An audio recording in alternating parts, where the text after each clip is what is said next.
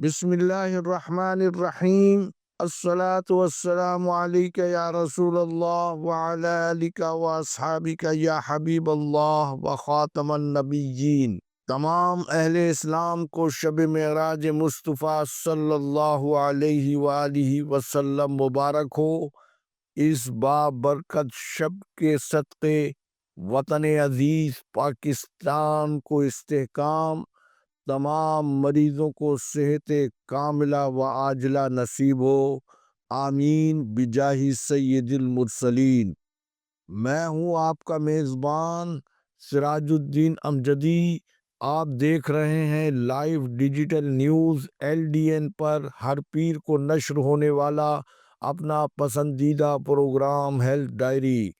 اللہ کریم سے امید ہے آپ جہاں بھی ہوں گے بخیر و عافیت ہوں گے۔ مزید آگے بڑھنے سے پہلے آپ چینل کو سبسکرائب اور لائک ضرور فرما دیں۔ جن دوستوں نے چینل کو لائک اور سبسکرائب کر دیا ان کا تہ دل سے شکریہ۔ وہ کون لوگ ہیں جو مجھ کو اندر سے دیکھنا چاہتے ہیں؟ یہ کیا لوگ ہیں کنارے پر رہ کر سمندر کو دیکھنا چاہتے ہیں؟ ناظرین کرام، آج کی ہیلتھ ڈائری حکومتی دعوے اور صحت کی ابتر صورتحال، سندھ ہیلتھ کیئر کمیشن کی ناقص کارکردگی اور دیگر اہم موضوعات پر مشتمل ہے۔ وزیر صحت و بہبود آبادی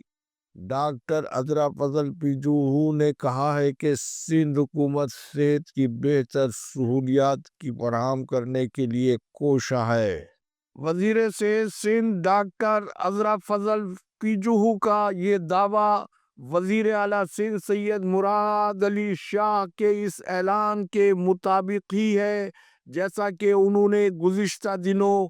امریکی پروفیسر کی موجودگی میں اپنی حکومت کی مکمل بیڈ گورننس کے باوجود گڈ گورننس کے عزم کا اظہار کر کے انہیں بھی ایسے ہی بے وقوف بنا دیا جیسا کہ 16 سال سے ان کی حکومت سندھ میں لالی پاپ پر چل رہی ہے، جبکہ 6 چینی سرمایہ کاروں کی جانب سے سندھ پولیس کی ہراسانی اور بھتہ خوری کا معاملہ سندھ ہائی کورٹ میں جا پہنچا ہے۔ جبکہ وزیر اعلیٰ سندھ نے چند ہفتے قبل جس طرح سے سندھ ہائی کورٹ سے جناح اسپتال کراچی کے خلاف قانون ایگزیکٹو ڈائریکٹر پروفیسر شاہد رسول کے خلاف قانون نوٹیفیکیشن کی معطلی کا حکم نامہ واپس کروایا ہے، جس کی نہ صرف جمہوری سول حکومت میں اس کی ایسی کوئی مثال نہیں ملتی، پھر اس پر ترا یہ کہ وزیر اعلیٰ خود ہراسانی کیسز میں ملوث وائس چانسلرز کو ہٹانے میں اپنی ناکامی کا کھلا اعتراف کرتے ہوئے جمہوری اصولوں کے مطابق خود مستعفی ہونے کے بجائے ان وائس چانسلرز کو عدالت کی جانب سے حکم امتناعی دیے جانے پر اب قانون میں ترمیم کر کے صوبے کی جامعات کو نوکر شاہی کے سپرد کر کے سندھ میں اعلیٰ تعلیم کے لنگڑے لولے نظام کی تجہیز و تدفین کا اہتمام کرنے جا رہے ہیں۔ جبکہ دنیا میں قانون سازی مفاد عامہ اور عوام کی سہولیات کے لیے ہوتی ہے، لیکن وطن عزیز پاکستان بالخصوص باب الاسلام سندھ میں قانون سازی مخصوص مفادات کے لیے گروہ اور طبقات کو فائدہ پہنچانے کے لیے ہوتی ہے۔ حکومت سندھ اور بلاول زرداری دعوت و جمہوریت اور عوام کی ترجمانی کا کرتے ہیں، لیکن عملی طور پر عوام کے مسترد کردہ لوگوں کو حکومتی عہدوں سے بھی نوازتے رہتے ہیں، جس کی تازہ ترین مثال حکومت کرنے والی عوام کی مقبول جماعت کا سندھ میں یہ حال ہے کہ سندھ کی 44 رکنی کابینہ جس میں 18 وزیر، 4 مشیر، 22 معاونین اور 18 ترجمان مقرر کر کے خود حکومتی جماعت نے سندھ میں جمہوریت کے بجائے بادشاہت کا عملی نظام رائج کر دیا ہے۔ ناظرین کرام، وزیر صحت سندھ ڈاکٹر عذرا فضل پیجو نے اپنے جماعت کے رکن قومی اسمبلی نبیل گبول کی نشاندہی کے بجائے سندھ گورنمنٹ لیاری جنرل اسپتال کا دورہ پی ٹی آئی کے رکن سندھ اسمبلی سجاد سومرو کی جانب سے معاملے کو ایوان میں پیش کرنے کے بعد کیا اور نبیل گبول کی آواز کو ان کے صاحبزادے کو سندھ کابینہ میں شامل کر کے دبا دیا گیا۔ پھر وہاں سے انتخاب ہارنے والے عثمان ہنگورو جو صوبائی کابینہ میں شامل کر دیے گئے ہیں، انہوں نے تو وزیر صحت کے دورے کو بان و خالہ کا دورہ بنا کر رکھ دیا،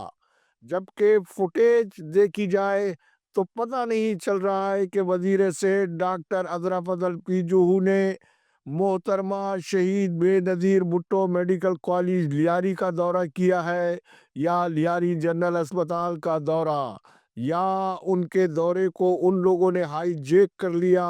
جن کا نام منتخب ارکان اسمبلی بھی اور ہمارا لیاری والے بھی لیتے ہوئے ڈرتے اور خوفزدہ ہوتے ہیں، جس کا مطلب لیاری جنرل اسپتال بھی سندھ سروسز اسپتال ایم اے جنا روڈ، سندھ گورنمنٹ اسپتال لیاقت آباد اور دیگر صوبے کے ہسپتالوں کی طرح صوبائی محکمہ صحت کی ریٹ ان اسپتالوں میں نہ صرف سوالیہ نشان ہے بلکہ ان اسپتالوں میں ریاست کے اندر ریاست قائم ہے۔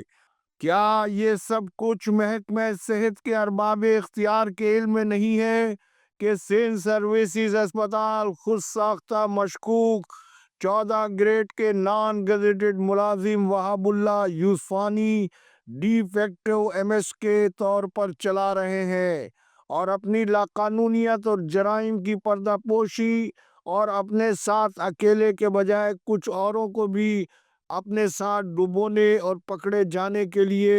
اب اپنا گروہ نہ صرف منظم کر رہے ہیں بلکہ بتایا جا رہا ہے کہ سرکاری ملازمین کا یہ شفا خانہ ان کے قبضے میں کیا ہے، دفتر ان کا حکومت خانہ بنا ہوا ہے جہاں ملازمین کو نہ صرف ڈرانے دھمکانے بلکہ مرضی کے بیانات پر مبنی ویڈیو بیانات ریکارڈ کیے جاتے ہیں اور پھر جس طرح سے سپریم کورٹ آف پاکستان کے حکم کے پرچے اڑاتے ہوئے محترمہ ڈاکٹر انیلا صدف جتوئی کا کیڈر چینج کرایا گیا ہے، پہلے ناقابل تردید دستاویزی ثبوت ہماری اسکرین پر ملاحظہ فرمائے۔ ان کی یہ پہلی پے سلپ کے مطابق وہ گائناکولوجسٹ ہے۔ اب آپ ان کی یہ دوسری پے سلپ ملاحظہ فرمائیں جس میں وہ ایڈیشنل سول سرجن کی حیثیت سے سابقہ اسامی کی ترقی کی روشنی میں اب گریڈ 19 کے انتظامی افسر کی تنخواہ وصول کر رہی ہیں۔ جب محکمہ صحت کے سرکاری افسران اپنے اثر و رسوخ کی بنا پر قانون سے کھلواڑ کریں گے، پھر وہ ماتحت ملازمین سے کس طرح قانون اور اخلاق کے تحت قانون شکنی کی کارروائی میں آنا کانی کریں اور سرکاری کوارٹرز کی تقسیم میں اندھا باٹے ریوڑیاں اپنوں کو، تو ایسے افسران کو رب کائنات کے انصاف پر مبنی فیصلوں کا انتظار کرنا چاہیے۔ اللہ حافظ۔ پاکستان زندہ باد، کرپشن مردہ باد، عوام و افواج پاکستان پائندہ باد۔